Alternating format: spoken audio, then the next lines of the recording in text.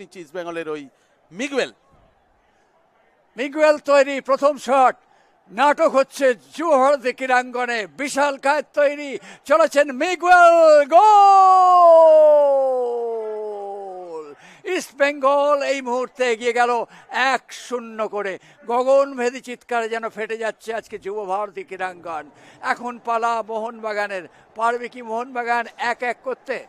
প্রথম গোল চাপিয়ে দেওয়াটা কিন্তু আরও স্নায়ুর চাপে ফেলে দেওয়া হয় অপোনেন্ট টিমের ফুটবলারদের, অর্থাৎ এবার যে মোহনবাগান শট নিতে যাবে সে কিন্তু জেনে যাবে আমি 1 গোল ডাউন আছি, অর্থাৎ আমাকে যেতে হবে রফসান মিগুয়েলের বদলা রফসান, মিগুয়েলের জবাব রফসান, ব্রাজিলের জবাব ব্রাজিলিয়ান, ব্রাজিলিয়ানের জবাব ব্রাজিলিয়ান। রফসান অত্যন্ত স্কিলফুল ফুটবলার, এরা পেনাল্টি ভালো মারে, সুতরাং খুব একটা আশঙ্কা আছে বলে মনে হচ্ছে না রফসানের গোল করার ক্ষেত্রে, যথেষ্ট ভালো ফুটবলার। উল্টো দিকে সেফজিৎ, ও তো চাইবেই যে জীবনের সেরা পারফরমেন্সটা তুলে ধরতে বাজ পাখির মতো।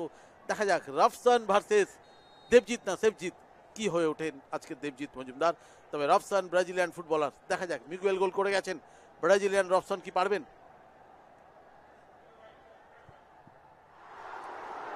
গোল, কিন্তু দেবজিৎ কিন্তু চলে গিয়েছিল লাইনে। প্রদীপ দা, দেবজিৎকে যে কারণে নামানো, একদম কিন্তু লাইনে বডিটা ফেলে দিয়েছিল। তবে এতটা ওই বলে যে টেকনিক্যাল ভাষায় যদি আপনি সাইড নেটে মারেন কোমরের নিচ থেকে বল আটকানো মুশকিল, যে কারণে দেবজিৎ কিন্তু শরীরটা একই দিকে চলে গিয়েও ঝাঁপিয়েও কিন্তু বাঁচাতে পারলেন না, এতটা ডাউন ছিল কোমরের নিচে এবং সাইড নেটে। অর্থাৎ ইস্টবেঙ্গল 1 মোহনবাগান 1। তবে দেবজিতের তীক্ষ্ণতাটা কিন্তু বোঝা গেছে, যেভাবে শরীরটাকে ছুঁড়ে দিয়েছিলেন বলটিকে সেভ করতে গিয়ে। যাই হোক, জমে গেল নাটক, 1-1। এবার কিন্তু ইস্ট বেঙ্গলের পালা, দেখা যাক ইস্ট বেঙ্গলের হয়ে শট নেবেন কে। ওদিকে বিশাল কায়েত, তিনি কিন্তু এই মুহূর্তে দাঁড়িয়ে রয়েছেন। কেভিন যাচ্ছে শট নিতে, ব্রাজিলের পর আর্জেন্টিনা। সুতরাং দেখা যাক। Latin America 2 footballer, Brazilian footballer goal করেছে। আর্জেন্টিনা কি পারবে? গোল, অসাধারণ, উল্টো দিকে বিশাল কায়েতকে ফেলে গোল করে চলে গেলেন আর্জেন্টিনার কেভিন, ইস্টবেঙ্গলের স্টপার। অর্থাৎ ইস্টবেঙ্গল 2 মোহনবাগান 1। নিঃসন্দেহে এই মুহূর্তে ইস্টবেঙ্গল 2-1 গোলে এগিয়ে গেল। দেখুন কেভিন যেভাবে শটটা নিয়েছিলেন, বিশাল কায়েতের কোনো জবাব ছিল না এর। Under pressure Mohun Bagan. Debjit first গোলটার সময় রফসানের যেভাবে টান দিকে শরীর ঝাঁপিয়েছিল, মনবীর কি চাপে। দেখা যাক মনভীর সিং গোল করতে পারেন কিনা। মনভীর গোল করলে 2-2 হয়ে যাবে। চলেছেন মনভীর, শট এবং গোল। এক্ষেত্রে কিন্তু মনভীর সিং উল্টো দিকে ফেলে দিয়েছিলেন দেবজিৎ মজুমদারকে, যার ফলে 2-2। সুতরাং কেউ কাউকে ছাড়বার পাত্র না। অসাধারণ গোল করেছে মনবীর, একদম দেবজিৎকে উল্টো দিকে ফেলে কিন্তু গোলটা করেছে, মানে ফলসটা দারুণ দিয়েছে, মানে দেখিয়েছে এদিকে মারবে করে দেবজিৎ বাদিকে ঝাঁপিয়েছে, তাহলে কিন্তু ফার্স্ট পোস্টে মেরে দিয়েছে। অর্থাৎ 2-2। এখন ইস্টবেঙ্গলের শট, দুটো করে শট হয়েছে, প্রত্যেকেই গোল করেছে ইস্টবেঙ্গলের নাওরেম মহেশ সিং শট নিতে যাচ্ছেন ইস্টবেঙ্গলের হয়ে। ওদিকে বিশাল কায়েত তৈরি, বিশাল কি বিশালত্ব দেখাতে পারবেন। চলেছেন মহেশ, নাওরেম সিং, গোল! আরও একটি গোল হয়ে গেল, যার ফলে 3-2 গোলে এগিয়ে গেল এই মুহূর্তে ইস্ট বেঙ্গল। মহেশ কিন্তু শটটা দেখুন, বিশাল কিন্তু ঠিক জায়গায় কিন্তু বডিটা ফেলে দিয়েছিল রোহিতদা। ফুটবলাররা কিন্তু দুটো ক্ষেত্রে দেখা গেল দেবজিৎ এবং বিশাল কায় ঠিক দিকেই ঝাঁপিয়েছে, কিন্তু এত নিখুঁত শট যে কিছু করার থাকে না। দেখে লিস্টন কোলাসো, তার উপর দায়িত্ব পড়েছে গোলটি পরিশোধ করায়, অর্থাৎ 3-2 গোলে আপাতত ইস্ট বেঙ্গল এগিয়ে। দেখা যাক লিস্টন কোলাসো কি করবেন। দেবজিৎ মজুমদার তৈরি, লিস্টন, দুরন্ত গোল। নির্দিষ্ট সময়ের ম্যাচে লিস্টনের কাছ দিয়ে ঝলকটা দেখা গেলেও অসাধারণ কিন্তু টাইব্রেকারটি মারলেন তিনি। দেখুন দেবজিৎকে একদম বোকা বানিয়ে গোল করে দিয়েছেন লিস্টন কোলাসো, 3টে স্টেপে গোলটা করলেন, অসাধারণ, একদম কপি বুক পেনাল্টি শট যেটাকে মারা বলে সেটাই মারলেন। বিশাল কায়েত, তার বিশাল হাত কি মোহনবাগানে জয় এনে দিতে পারবেন, সেটাই এখন কোটি টাকার প্রশ্ন। যাচ্ছেন জয় গুপ্তা। জয় গুপ্তা কি করবেন? জয় গুপ্তা কি জয় ইস্ট বেঙ্গল করতে পারবেন? এই মুহূর্তে 3-3, 4-3 কি এগিয়ে যাবে ইস্ট বেঙ্গল, না বিশাল কায়েত? বিশাল কায়েত, এবং বিশাল কায়েত বিশ্বস্কন্দ হয়ে উঠেছিলেন, যে কারণে এই মুহূর্তে খেলার ফলাফল 3-3 এবং জয় গুপ্তা কিন্তু মিস করলেন এই ডার্বি ম্যাচে, এবং এই মুহূর্তে নায়কের ভূমিকায় বিশাল কায়েত। বিশাল কায়েতের হাত দুটি এত বিশাল আকার হয়ে গিয়েছে একদম, মানে দেখুন বলটা কেন সেভ হয় এই টাইব্রেকার শটে। যে কটা গোল হয়েছে নিয়ম হচ্ছে কোমরের নিচে সাইড নেটে মারা, এটা দেখুন সাইড নেটে মারেনি, যে সাইড নেট দিয়ে অনেকটা যেহেতু ইনসাইডে গেছে বিশাল কায়েত কিন্তু ধরে ফেলেছে।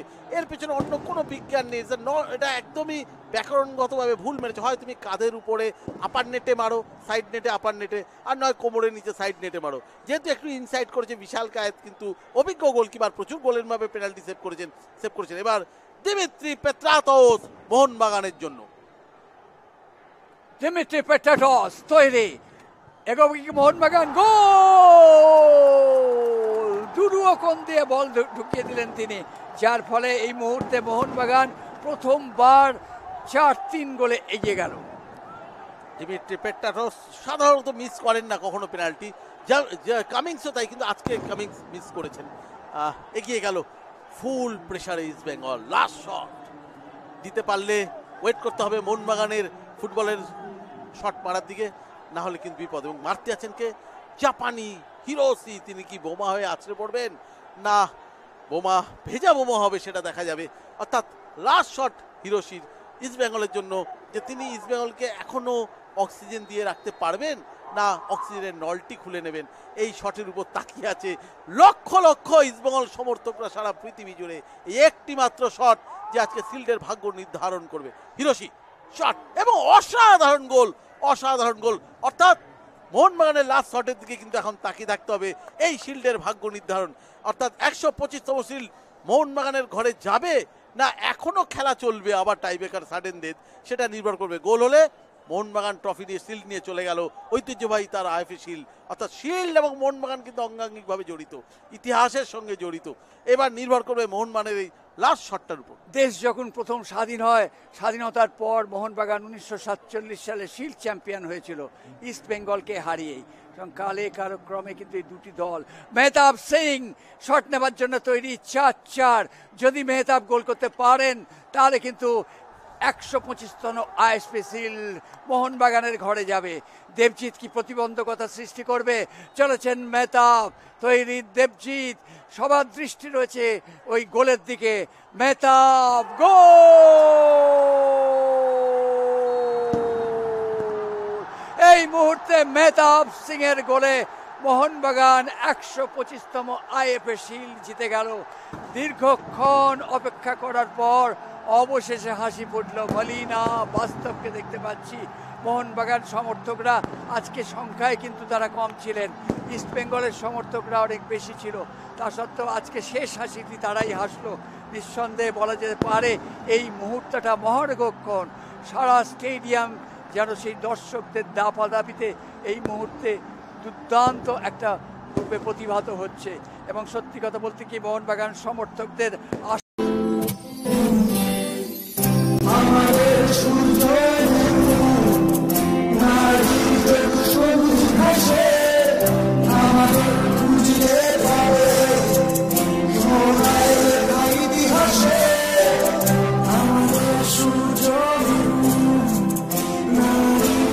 সবুজ ঘাসে